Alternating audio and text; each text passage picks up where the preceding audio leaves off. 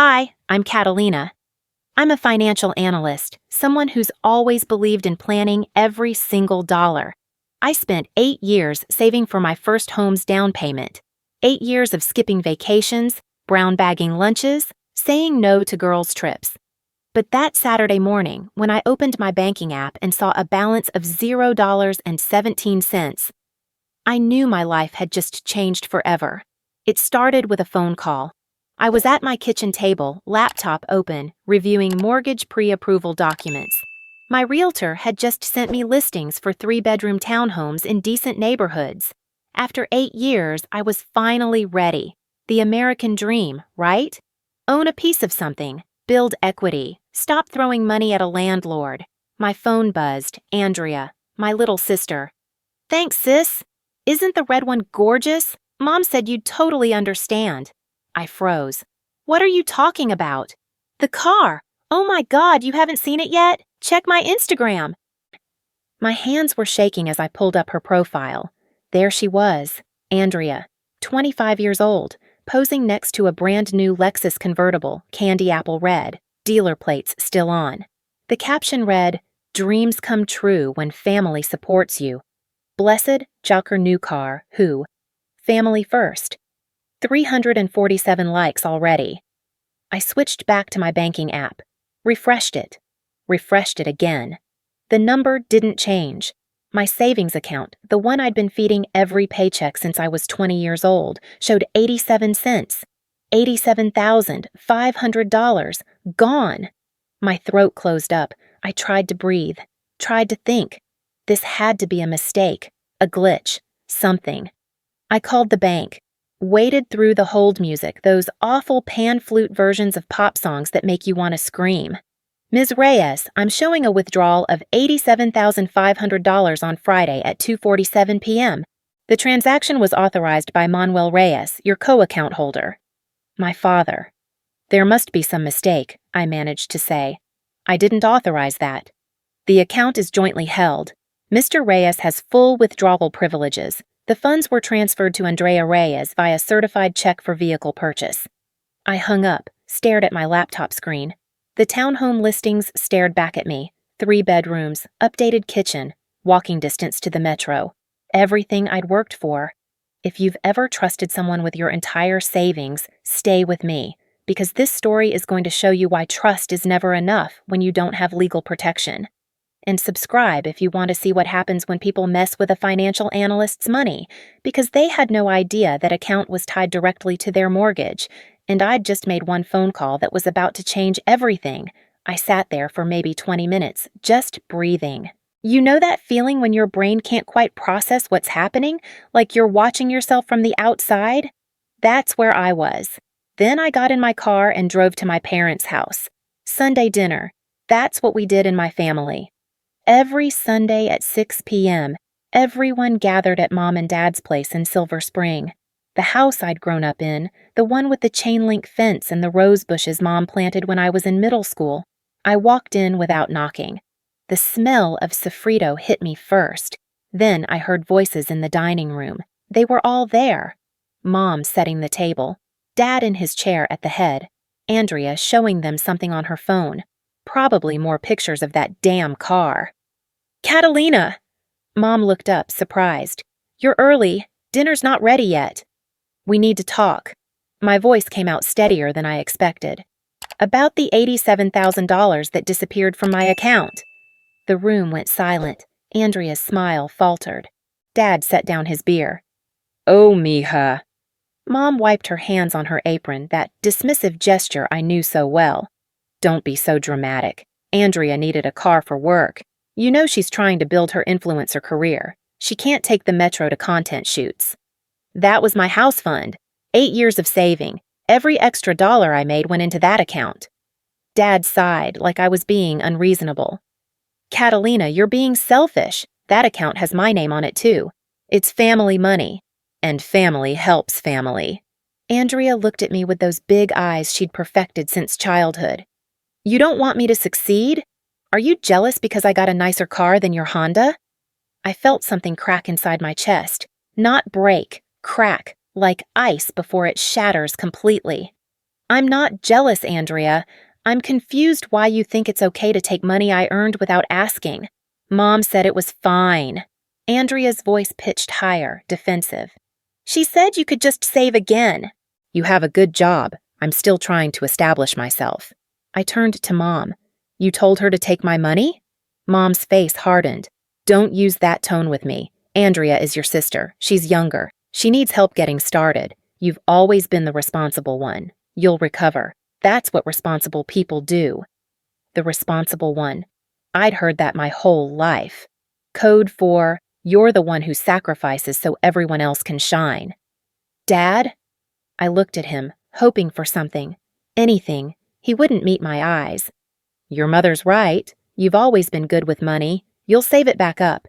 Andrea needs this opportunity now. Timing is everything in her industry. Her industry. Posting makeup tutorials and sponsored content for diet teas. I was 3 weeks away from closing on a house. There will be other houses, Mom said, turning back to the stove. Andrea only has one shot at making it before she's too old for this market.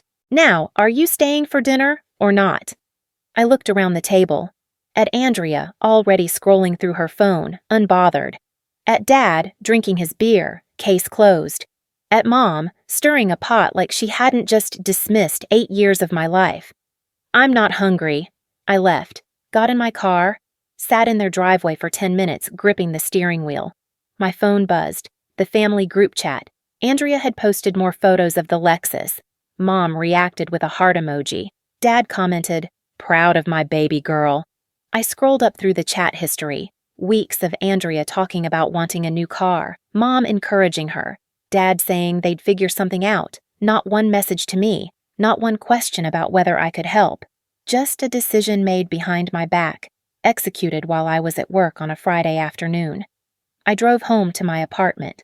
The one bedroom in Bethesda I'd been renting for 6 years, waiting to buy something of my own. The place with the leaky faucet I couldn't afford to fully fix, and the neighbor who played bass at 2 a.m. That night, I opened my laptop and searched. Joint account withdrawal without consent. Then, cosigner rights bank account. Then, how to protect savings from family. The internet is full of stories like mine. Daughters who bankrolled their families. Sons who co-signed loans that destroyed their credit. People who learned too late that love doesn't protect you from exploitation. I found a thread on Reddit from a woman whose mother emptied her college fund for a cruise. Another from a guy whose brother took his down payment for a failed business venture. The comments were all the same. Get a lawyer. Cut them off. They'll never respect you. But also, they're your family. You only get one mother. Money isn't everything. I closed the laptop, stared at the ceiling. Thought about every time I'd chosen family over myself. At 16, when I got into Yale with a partial scholarship, Dad sat me down, showed me the numbers. State school is better, mija. Why put the family in debt? You're smart. You'll do great anywhere. So I went to University of Maryland. Good school, but not Yale. At 20, when I worked 2 jobs to help pay off the home equity loan Dad took out to cover Mom's medical bills, I'd see Andrea's Instagram posts from Paris, London, Barcelona. Finding myself in Europe! While I pulled double shifts at Starbucks and did data entry until midnight, at 24 when I got offered a position in New York, $75,000 starting salary, dream opportunity. Mom cried, "We need you here, Catalina. Your father's getting older. Who's going to help us?" So I stayed, took a job in D.C. that paid $20,000 less. At 26, when Dad asked if I'd be willing to add their names to my savings account. Just for safety, mija. If something happens to you, the money should stay in the family. You trust us, right? Of course I trusted them. They were my parents. I pulled out the folder I kept in my desk drawer. Every bank statement from the last 7 years. I'd been meticulous, tracking every deposit, every interest payment. $96,000 total. I'd withdrawn $8,500 over the years for emergencies, car repairs, root canal, bridesmaid dress for Andrea's friend's wedding. Every other dollar came from my paychecks, not 1 cent from my parents, but the account had Dad's name on it. Joint ownership, equal access. Legally, he could do whatever he wanted with it. I picked up my phone, called my best friend Louisa. We'd met freshman year at UMD, been inseparable ever since. She was a lawyer now, worked for a firm in Alexandria. Kat, it's 11 p.m. What's wrong? I told her everything. The whole story spilled out. When I finished, there was a long silence. Kat, I need you to send me something. Check your account paperwork. Find the original documents from when you opened that account. Why? Just do it. I'll wait. I dug through my filing cabinet, found the folder labeled Bank Savings, flipped through until I found the signature card from 2019. Okay, I've got it. Read me exactly what it says under Purpose of Joint Ownership. I scanned the document. There, in my handwriting. Emergency access for family in case of death or incapacity. Primary owner, Catalina Reyes. Funds deposited solely by primary owner. Holy shit, Louisa breathed. Kat, do you know what this means? That I was an idiot to trust them? No. Well, yes, but also no. Listen to me. You documented the intent. The account was joint for emergency purposes only, not for general use. Your parents violated the original purpose. That's called breach of fiduciary duty. Can I sue them? Maybe, but Kat, there's something else. You said this was your house fund. Did you pledge this account for anything else? Any loans or collateral? My stomach dropped. Last year, Dad needed money. The medical bills had piled up again. Mom needed a specialist. Insurance wouldn't cover it. They were going to take out a title loan, one of those predatory ones with insane interest rates. I'd said no, absolutely not. I'd helped them find a better option, refinancing their mortgage, lower monthly payment, cash out some equity. But the bank wanted additional collateral because of Dad's credit score. Use your savings account, the loan officer had suggested, just as security. You won't lose access to it. It's just paperwork. Oh, God. Louisa, I think I pledged it as collateral for their mortgage refinance. Send me those documents. Now! I found them, sent photos to her phone, heard her typing, the click of her laptop keys. Kat, your savings account is listed as supplementary collateral for their mortgage. There's a clause here. Any withdrawal over $10,000 requires written consent from all parties, or it triggers a default review. What does that mean? It means your parents just violated their mortgage agreement. The bank can call the loan. They could demand immediate repayment. They could start foreclosure proceedings. The room tilted. They could lose the house. If they can't get that money back into your account within the cure period, yes, there's usually a 15-day window to remedy the default. I sat down hard on my bed. My parents could lose their house, the house I grew up in, because they gave my money to Andrea for a car. Have you called the bank yet? Your bank, I mean. Just to confirm the withdrawal.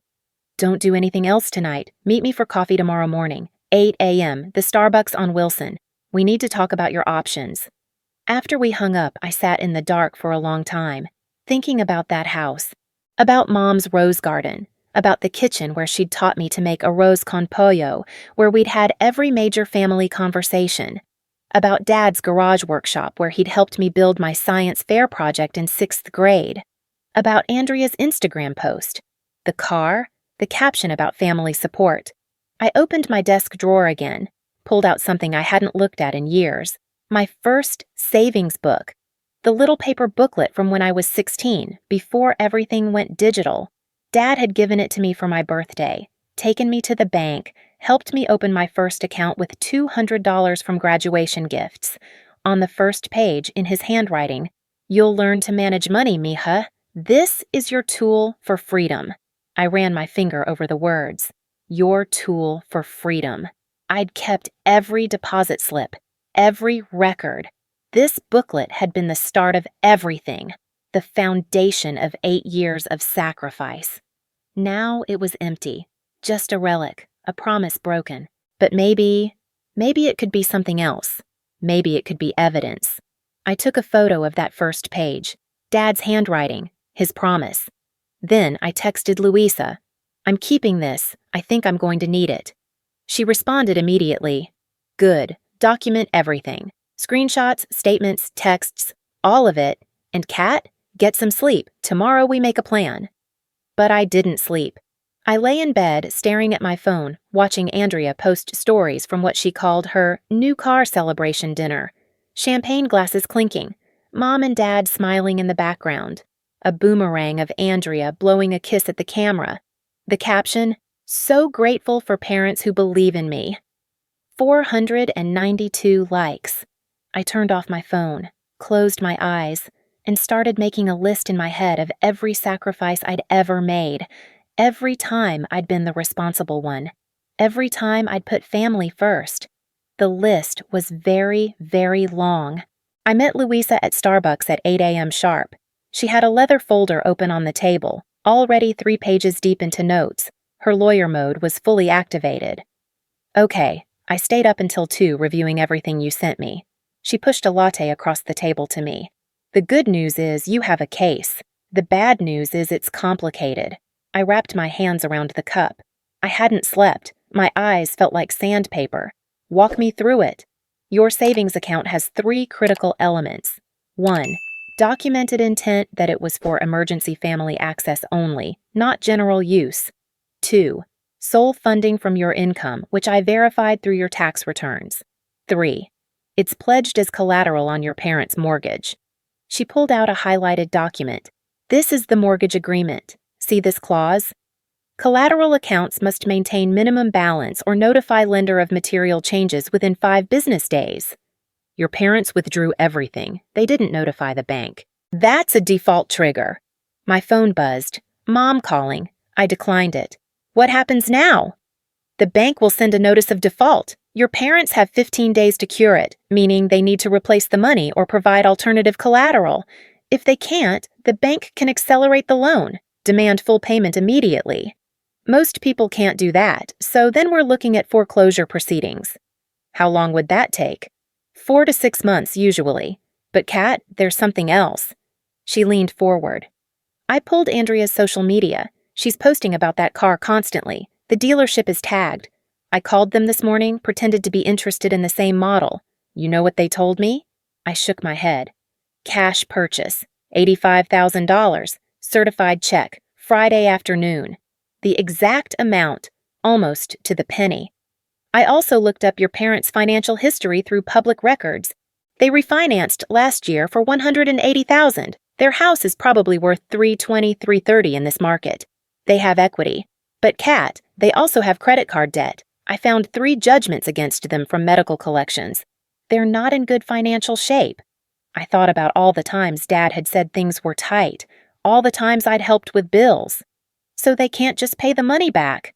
Not quickly, not without selling something major, and definitely not without Andrea returning that car, which, given depreciation, means they'd take a $15,000 to $20,000 loss even if she sold it today. My phone buzzed again, this time a text from Andrea. "Why are you being so weird about this? It's just money. You can make more." Just money. 8 years of my life was just money. "What are my options?" I asked Louisa. "Legally, you could sue for conversion, breach of fiduciary duty, maybe unjust enrichment. You'd probably win. But it would take months, cost you in legal fees, and destroy your relationship with your family permanently. As opposed to now, where the relationship is going great." She smiled sadly. "Fair point. Option 2, you do nothing. Let the bank handle the default. Stay out of it. Your parents face the consequences of their own actions. They'd lose the house. Maybe. Or they'd figure something out. Sell the car. Take out another loan. Ask Andrea to get a job and help. Families have a way of mobilizing when the stakes are real." I stared into my coffee. Mom's rose garden. Dad's workshop. All my childhood memories inside those walls. But also, every time they'd chosen Andrea over me. Every sacrifice I'd made that they'd treated as expected. Obligatory. My job as the responsible one. "There's an option 3, Louisa said quietly. "The nuclear option." "Tell me." "You file a fraud report with the bank. Claim your father misused his access to the account for purposes outside the original agreement. The bank investigates. If they find in your favor, they could pursue your parents for the full amount, possibly press charges for bank fraud. It would be fast. It would be definitive. And it would absolutely destroy your family. I pulled out my phone, opened the family group chat, scrolled through the messages. Andrea had posted more photos of the car this morning. Taking my baby out for a drive. Life is good when you have family who supports your dreams. Mom had responded, "You deserve it, baby girl. So proud of you." Not one message about me. Not one acknowledgement that they'd taken my future to fund Andrea's present. I took a screenshot of the entire conversation, added it to the folder Louisa had created. What else do I need to document? Her eyes widened slightly. "You're doing this? Tell me what you need." Over the next 2 weeks, I became an investigator in my own life. Every morning before work, every evening after. I built a case like I was preparing for trial. I printed 7 years of bank statements, highlighted every deposit in yellow. Every single one came from my paycheck. I made a spreadsheet showing the total, $96,342.61. My money, my work, my sacrifice. I went through my email archives, found the original message from Dad in 2019 asking to be added to my account. "Just for safety, mija. You trust your old man, right?" I found text messages from 2020 when I'd agreed to let them use my savings as collateral.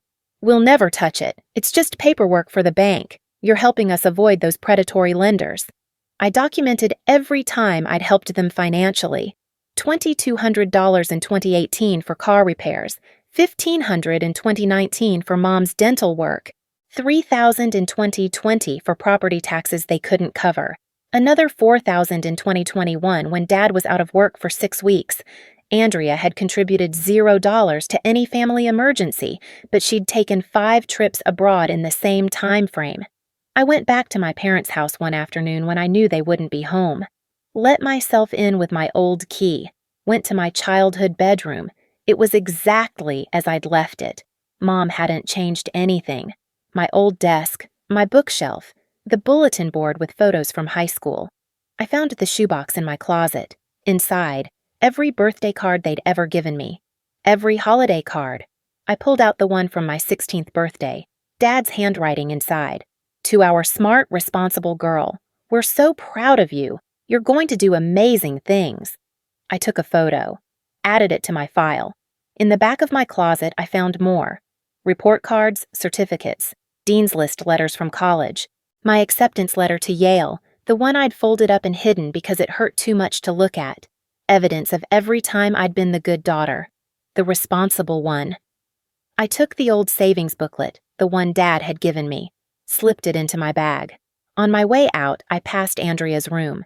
The door was open. Her room looked like a boutique had exploded. Designer bags, shoes still in boxes, a ring light set up in the corner for her Instagram content. I didn't take anything, just took a photo of the room, evidence of the different standards in this house. My phone rang as I was driving home. Unknown number. "Ms. Reyes, this is Jennifer Chen from First National Bank. I'm calling regarding account ending in 4782. My heart hammered. "Yes? We've flagged a potential issue with your account activity. There was a large withdrawal last week, and our records show this account is listed as collateral on mortgage loan 8473391. We need to schedule a meeting to discuss this matter." "What kind of meeting?" "Account verification. We need to confirm the withdrawal was authorized by all parties and that the mortgage collateral agreement hasn't been violated. Can you come in this Friday at 10 a.m.? "I'll be there." I called Louisa immediately. "The bank wants to meet." "That was fast. They must have automated flags for collateral accounts." "This is good, Kat. Let them do the heavy lifting. Just tell the truth." That Friday, I sat across from Jennifer Chen in a small conference room at the bank. She was maybe 35, wearing a sharp blazer, her expression professionally neutral.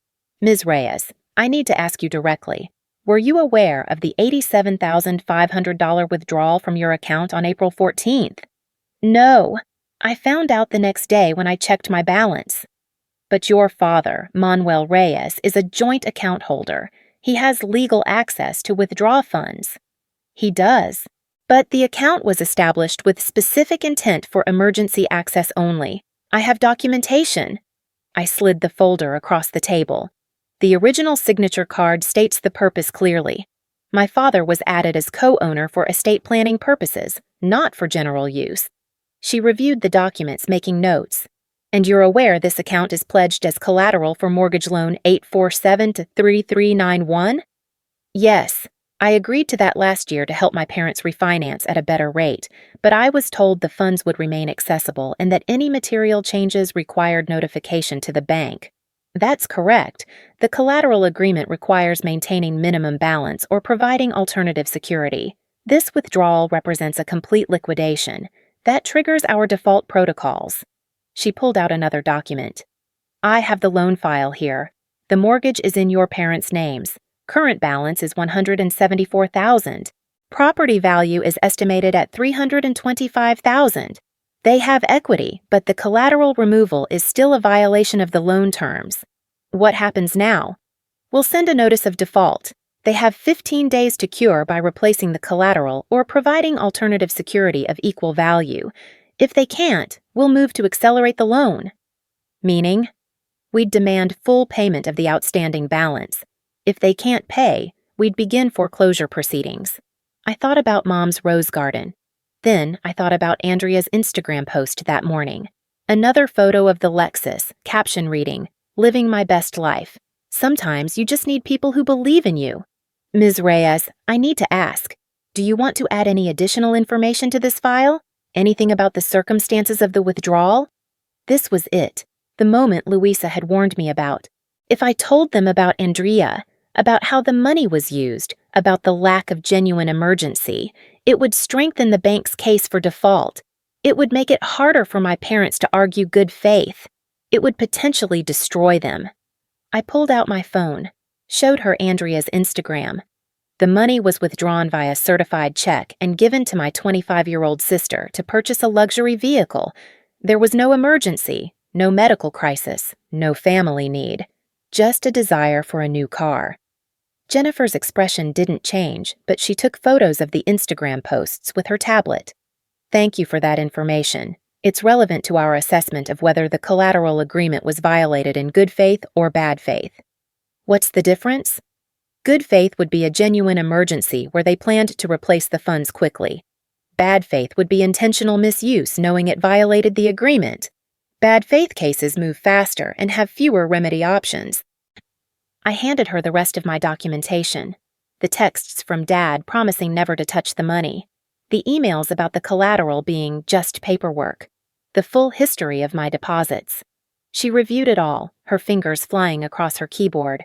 Ms. Reyes, this is very thorough, almost like you anticipated needing to build a case. I'm a financial analyst. Documentation is what I do. Well, you've made our job significantly easier. We'll be sending that default notice today via certified mail. Your parents will have until May 4th to respond. I'll be honest with you, based on what you've shown me, this looks like a clear violation. The chances of them successfully arguing this was appropriate use of collateral are very low. And if they can't cure the default, we'll schedule a foreclosure sale. Timeline is typically 90 to 120 days after the cure period expires. But Ms. Reyes, you should know something else. She pulled up another screen. Your father called us yesterday. He was asking about the collateral requirements, whether there was any flexibility in the interpretation. He didn't mention the withdrawal. He was clearly fishing to see if we'd noticed. We hadn't flagged it yet when he called. So Dad knew. He knew they'd violated the agreement, and he was trying to get ahead of it. Did he ask about removing me from the account? He did, actually. We told him that any changes to joint account holders require consent from all parties. He seemed upset by that. Of course he was, because if I was still on the account, I could object. I could block them from covering their tracks. My phone buzzed, Mom calling again. I declined it again. One more thing, Jennifer said. We ran a credit check on the mortgage holders as part of our default review. Your parents have significant unsecured debt, credit cards, medical collections. Their debt-to-income ratio is concerning. Even if they somehow replaced the collateral, they're at high risk for future default. She closed her folder. I'm telling you this so you understand. This isn't just about your savings account. Your parents are in financial trouble. They've been in trouble. Using your money for your sister's car wasn't a one-time lapse in judgment. It was a symptom of deeper problems. I sat with that. All those times Dad had said money was tight. All those times I'd helped. It was never enough because they never changed their spending. They never made hard choices. They just expected me to fill the gaps. Until the gaps got too big and they took everything. Thank you for your honesty, I told Jennifer. You'll receive copies of all correspondence we send to your parents.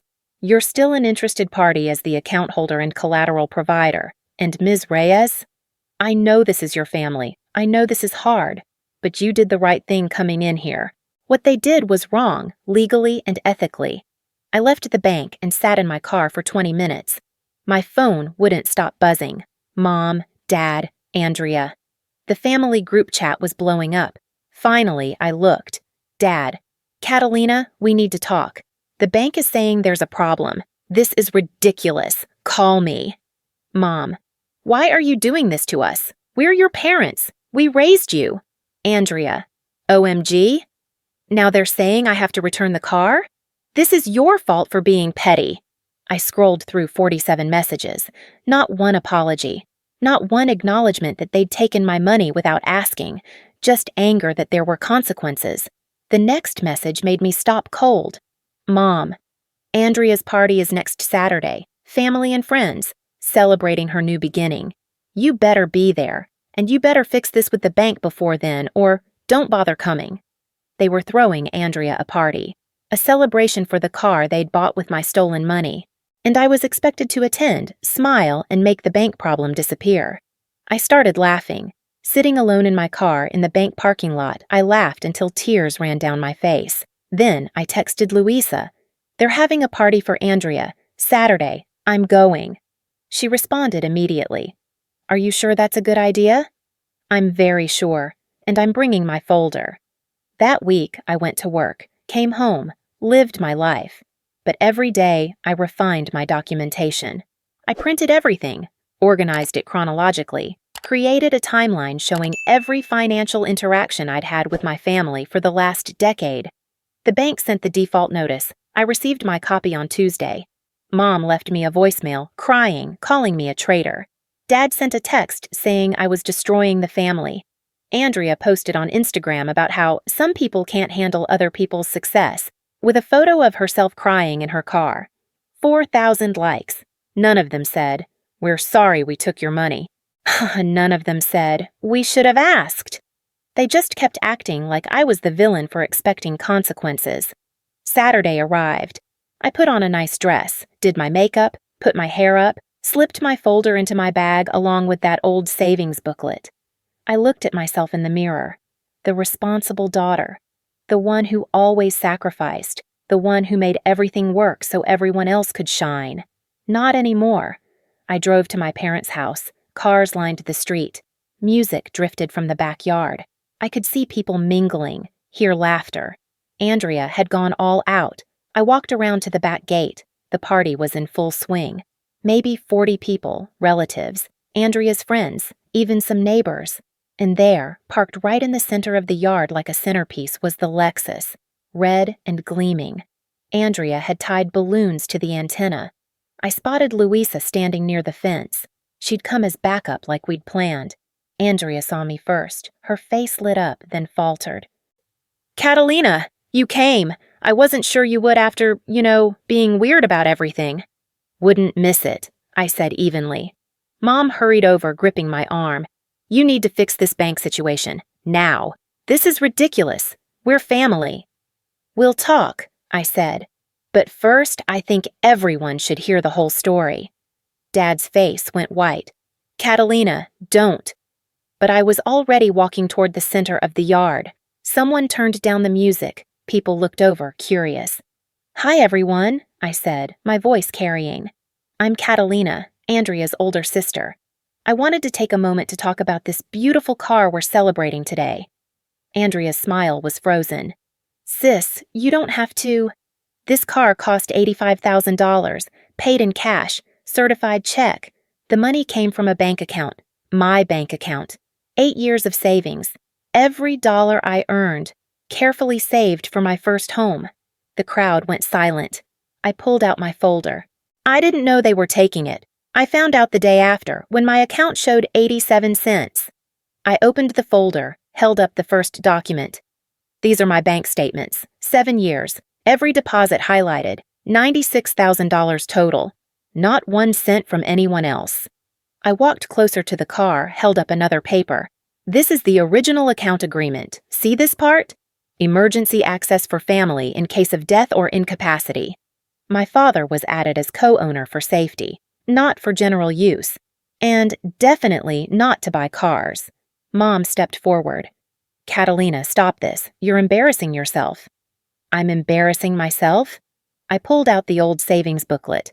This is the first savings book Dad gave me when I was 16. Look at what he wrote. I read it aloud. You'll learn to manage money, mija. This is your tool for freedom. I looked at Dad. You taught me about financial responsibility, about saving, about building a future. And then you took it all away so Andrea could have a luxury car she doesn't need. An older woman I recognized as our neighbor spoke up. Rosa, Manuel, is this true? It's more complicated than she's making it sound, Dad said quickly. It's really not. I pulled out more papers. This account was also pledged as collateral on their mortgage refinance. There's a clause that requires maintaining the balance. By withdrawing everything, they violated their mortgage agreement. The bank has sent a notice of default. They have 15 days to replace the money or provide other collateral. If they can't, foreclosure proceedings begin. The crowd erupted in murmurs. Andrea's face had gone pale. That's not my fault, Andrea said. I didn't know about any mortgage thing. But you knew it was my money, I said quietly. You knew I'd been saving for a house. You've watched me work 2 jobs, skip vacations, drive an old car, and when Mom offered you my savings, you didn't question it. You didn't call me. You just went to the dealership and wrote a check. Luisa stepped forward, her lawyer presence unmistakable. I'm Catalina's legal counsel. I've reviewed all the documentation. What happened here constitutes breach of fiduciary duty at minimum, possibly conversion or fraud. Catalina has every right to pursue legal action. She's chosen not to. She's letting the bank enforce their own agreement. Mom's face flushed red. You brought a lawyer to your sister's party? No, Luisa said calmly. I came as Catalina's friend, but since we're discussing legal matters publicly, I wanted to ensure accuracy. Dad turned to me, his voice low and urgent. Catalina, please, we can fix this. Andrea will return the car. We'll make this right. Will you? I looked at Andrea. Are you going to return the car? Andrea's eyes filled with tears. I can't. I already signed all the papers. And if I try to sell it now, I'll lose like $15,000 in depreciation. That's not fair. What's not fair? I said, voice steady. Is that I've spent 10 years being the responsible one, the one who sacrifices, the one who holds everything together. And the second I needed my family to respect something that was mine, you treated me like an ATM. I pulled out my phone, showed the group chat to everyone nearby. Look at these messages. Andrea posting about her car, Mom congratulating her, not one message asking if I was okay, not one acknowledgement that they'd taken my future. An older man, one of Dad's cousins, shook his head. Manuel, what were you thinking? We thought we were helping Andrea get started, Mom said defensively. Catalina has always been fine on her own. Andrea needs more support. Andrea is 25, I said. I was working 2 jobs at 25 to help pay off your medical debt. She's never contributed a dollar to any family emergency. But somehow, she needed my entire savings for a car? I looked around at all the faces. Family, friends, witnesses to this moment. I want everyone here to understand something. I didn't call the bank to hurt my parents. I told them the truth when they asked. My father violated the terms of our account agreement and his mortgage collateral obligation. Those are his choices, his consequences. I turned to Andrea. Enjoy your car. I hope every time you drive it, you remember what it cost. Not just dollars, but trust and family. I placed the folder and the savings booklet on the hood of the Lexus. The bank needs that money back in 11 days. You all need to figure out how you're going to manage that, without me. I walked toward the gate. Luisa fell in step beside me. Behind me, I heard Mom calling my name, heard Dad trying to explain to people, heard Andrea crying, her friends comforting her. I didn't turn around. We got in my car. Louisa looked at me. "How do you feel?" I started the engine. Like I'd just set myself free.